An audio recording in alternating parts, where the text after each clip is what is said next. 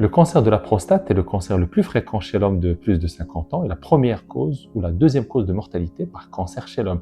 Donc il est très important de les dépister à la stade précoce parce qu'au stade précoce, il ne donne aucun signe clinique.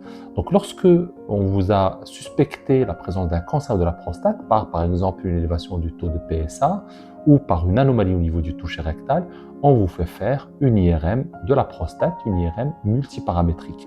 Et lorsqu'on met en évidence une lésion au niveau de l'IRM, il est très important pour pouvoir confirmer le diagnostic de réaliser une biopsie de la prostate.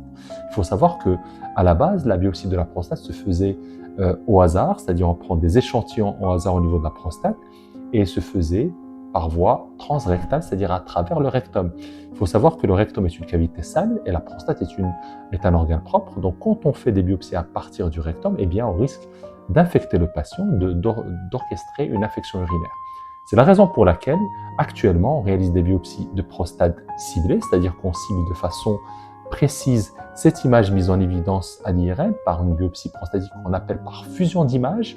Et cette biopsie se fait par voie transpérinéale au niveau de la peau du périnée. On met de la bétadine pour stériliser la peau et à travers de cette peau-là, on réalise des biopsies pour pouvoir minimiser le risque d'infection.